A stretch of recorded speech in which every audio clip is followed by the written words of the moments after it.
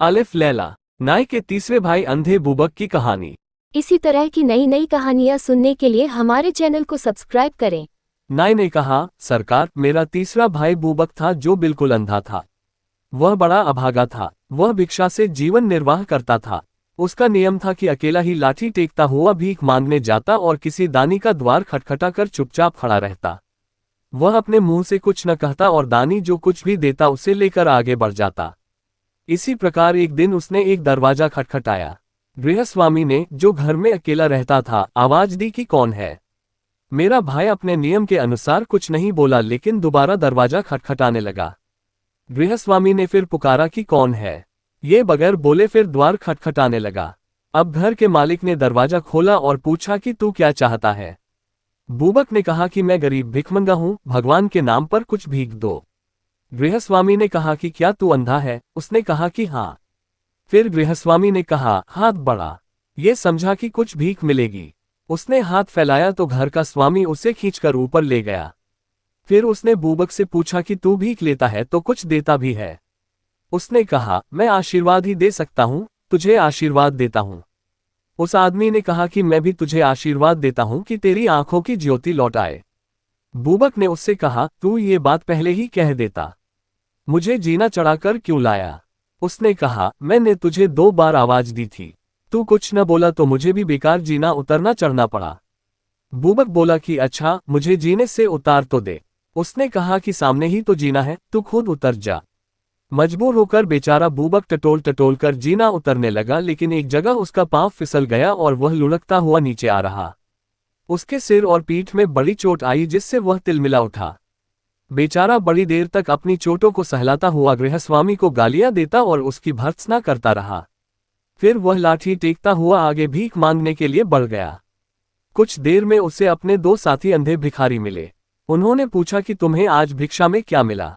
बूबक ने सारा वृतांत कहा कि किस तरह एक घर का निवासी उसे पकड़कर ऊपर ले गया और वहां जाकर उसके साथ कैसा निष्ठुर परिहास किया और उसे हाथ पकड़कर उतारा भी नहीं। उसने ये भी बताया कि जीना उतरते समय पांव फिसलने से उसे कैसा कष्ट हुआ।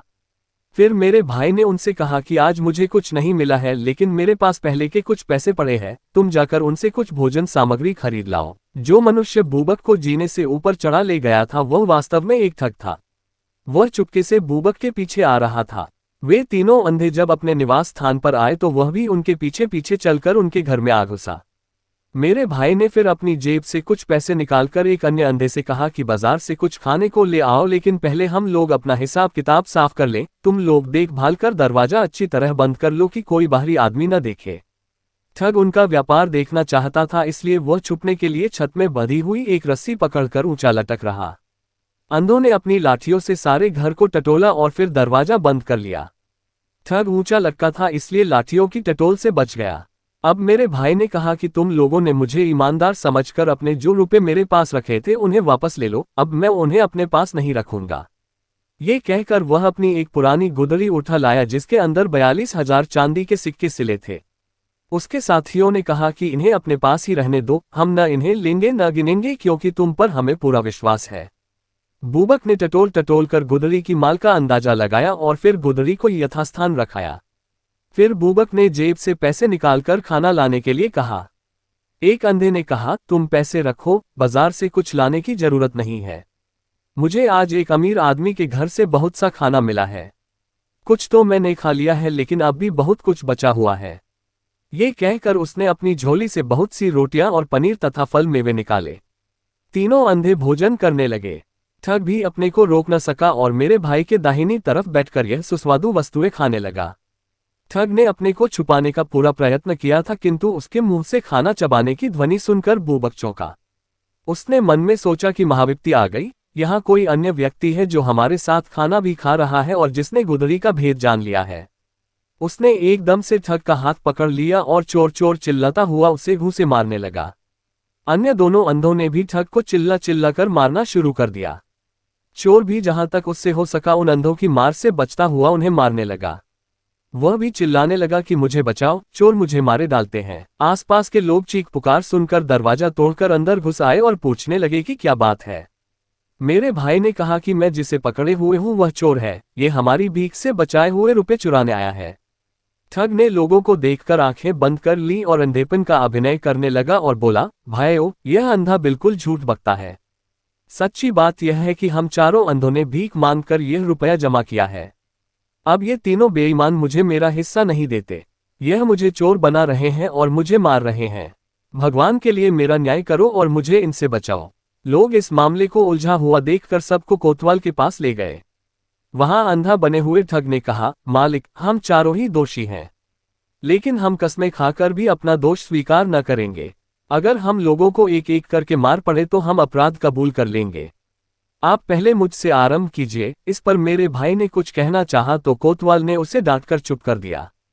ठग पर मार पड़ने लगी। 20-30 कोड़े खाने के बाद उसने एक एक करके अपनी दोनों आंखें खोल दी और चिल्ला चिल्ला कर कहने लगा, सरकार, हाथ रोक लीजिए, मैं सब कुछ बताऊंगा। कोतवाल ने पिटाई बंद करवा दी तो ठग बोला, सरकार, असली बात यह है कि मैं और मेरे ये तीनों साथी अंधे नहीं हैं। हम अंधे बने हुए हैं और भीख मांगने के बहाने लोगों के घरों में घुस जाते हैं और मौका देखकर चोरी कर लेते हैं। इस तरह से हमने 42,000 रुपया जमा किया है। आज मैंने इन लोगों से कहा कि मेरे हिस्से का चौथाई रुपया मुझे दे दो तो इन लोगों ने भेद खुलने के भय से मुझे रुपया न दिया और मेरे जिद करने पर मुझसे मारपीट की। अगर आपको मेरी बात पर विश्वास न हो तो इन्हें भी मेरी तरह एक एक करके पिटवाए। फिर देखिए ये लोग तुरंत अपना अपराध स्वीकार कर लेंगे। मेरे भाई और 2 अन्य अंधों ने भी चाहा कि अपनी बात कहें किंतु उन्हें बोलने नहीं दिया गया। कोतवाल ने कहा कि तुम सब अपराधी हो। मेरे भाई ने बहुतेरा कहा कि यह ठग है और हम तीनों वास्तव में अंधे हैं। लेकिन कोतवाल ने उसका विश्वास न किया और तीनों पर मार पड़ने लगी। ठग ने इन चिल्लाते हुए लोगों से कहा, दोस्तों, क्यों अपनी जान दे रहे हो? मेरी तरह तुम भी अपनी आंखें खोल दो और अपना अपराध स्वीकार कर लो। लेकिन वे बेचारे आंखों वाले होते तो आंखें खोलते, उसी तरह पिटते और चिल्लाते रहे। अब ठग ने कहा, सरकार, ये लोग बड़े पक्के हैं, अगर आप इन्हें पीटते पीटते मार डालेंगे तो भी यह अपना अपराध स्वीकार नहीं करेंगे। इन्होंने जितना अपराध किया है इन्हें उससे अधिक दंड मिल चुका है। अब हम सभी को काजी के सामने पेश कर दिया जाए, वह ठीक फैसला करेगा। काजी के सामने उस ठग ने कहा, हम लोगों ने चोरी से वह धन एकत्र किया है। आज्ञा हो तो मैं उस राशि को आपके सामने पेश करूं। काजी ने अपना एक सेवक उसके साथ कर दिया। ठग उसके साथ जाकर मेरे भाई की गुदरी उठा लाया। काजी ने उस रकम का चौथाई भाग ठग को दे दिया जिसे लेकर वह चला गया। शेष रकम उसने अपने पास रख ली और बाकी 3 लोगों को और पिटवाया और देश निकाला दे दिया। ये कहकर नाई ने खलीफा से कहा कि मुझे मालूम हुआ तो मैं ढूंढकर बूबक को गुप्त रूप से अपने घर लाया और कई गवाह लेकर काजी के सामने उसको निर्दोष सिद्ध किया।